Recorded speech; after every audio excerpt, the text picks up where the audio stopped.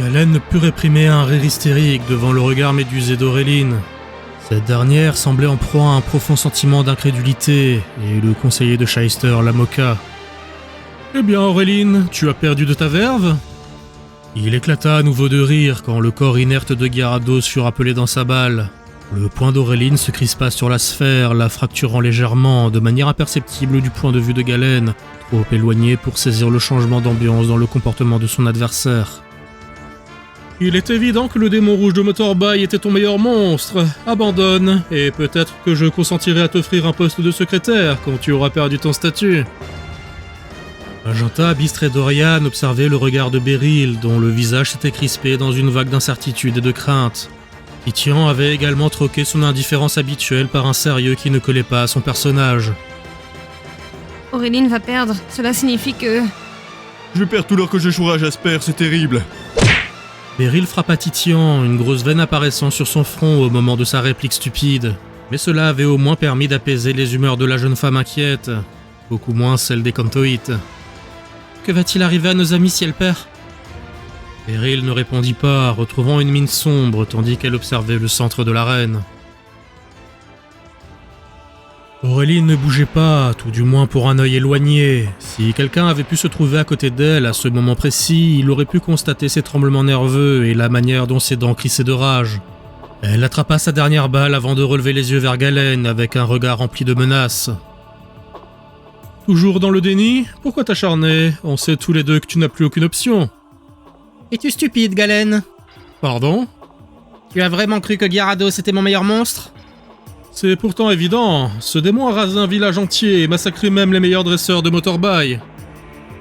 Auréline eut un rictus et ses pupilles s'étrécirent dans une expression sadique quand elle répondit. Et qui l'a vaincu, à ton avis ? Le regard de Galen passa de l'assurance au doute en l'espace d'un instant quand il se rendit compte de son erreur logique.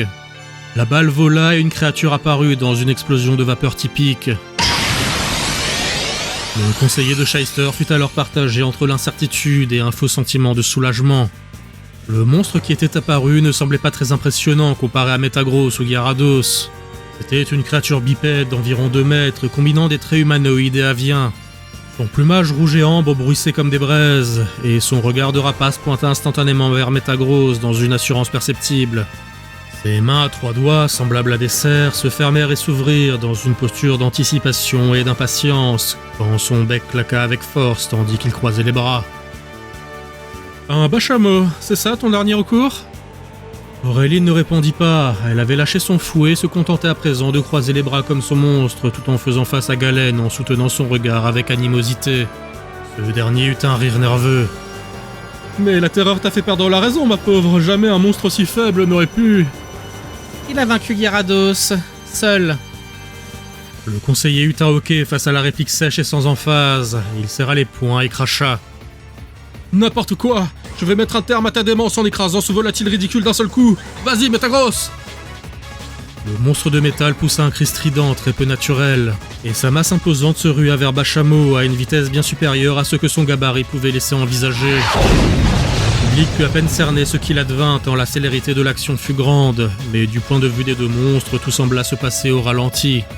L'un des poings de Metagross se chargea en électricité et il arma son coup, tandis que dans le même temps, sans même décroiser les bras, sa cible frappait le sol du pied. Le coup fractura la terre et la bascule du morceau de roche ainsi formé déployait un écran de pierre entre Bachamo et le point éclair de Metagross.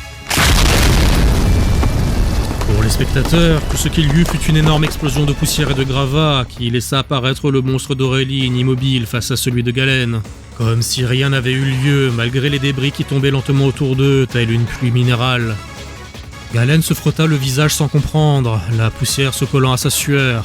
Et Auréline maintint sa posture, fermant les yeux sans un mot et laissant les choses suivre leur cours. Il y eut une nouvelle série d'attaques, indiscernables autrement que par les explosions de roches et de débris qui en découlèrent.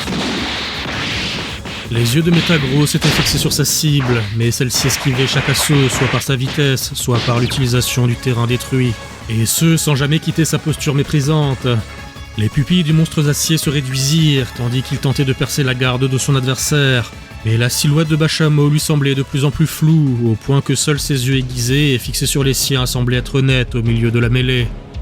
Soudain, les membres apparemment frêles de Bashamo se tendirent, et des muscles jusque-là invisibles se gonflèrent sous son plumage. L'une de ses jambes s'enflamma, et dans un mouvement d'une vitesse impossible, il frappa. Il eut un bang supersonique quand le pied brûleur du monstre percuta Metagross, le projetant vers le ciel dans une trajectoire perpendiculaire au sol et parfaitement rectiligne. Le monstre dépassa la hauteur du toit ouvert du stade avant de stopper sa projection dans un mouvement sec et de pointer son regard vers le sol en contrebas en quête de Bashamo.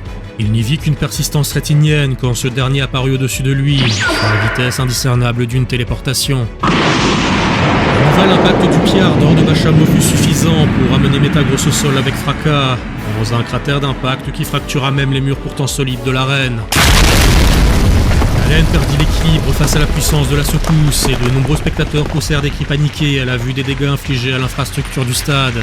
Même Paladon, qui jusque-là avait fait montre d'un désintérêt flagrant pour l'affrontement, s'était redressé, plaquant sa main à sa ceinture sur l'une de ses propres balles.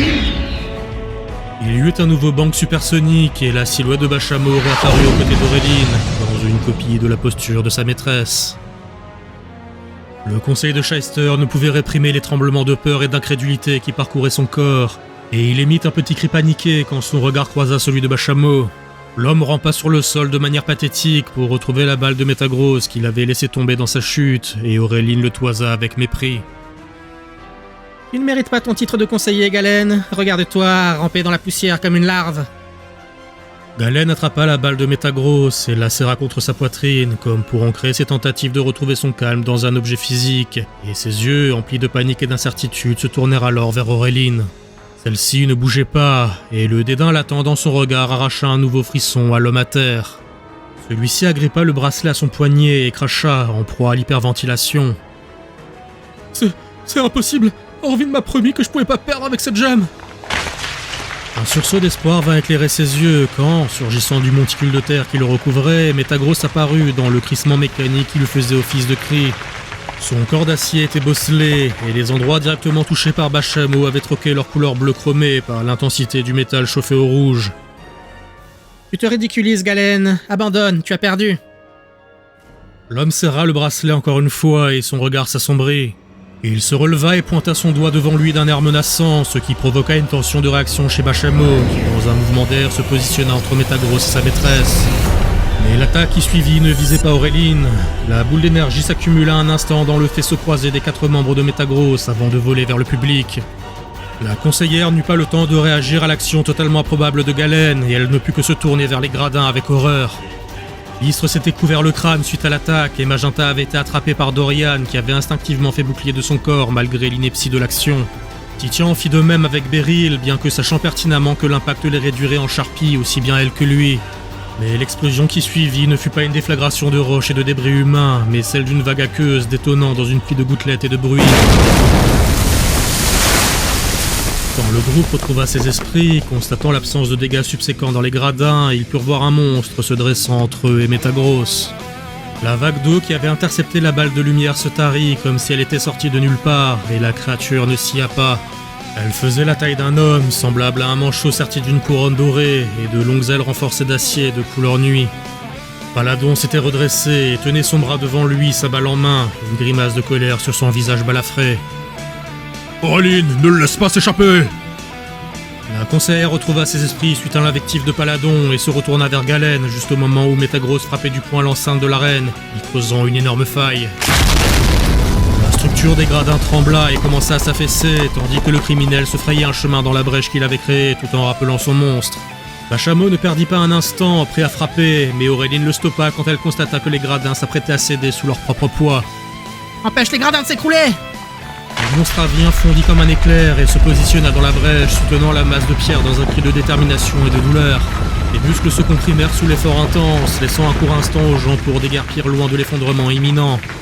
Et alors que la foule paniquée se ruait à l'opposé de la zone sinistrée, un petit groupe de personnes hétéroclites remonta à contre-courant de la cohue à grands coups d'épaule, avec pour objectif clair de poursuivre le fuyard.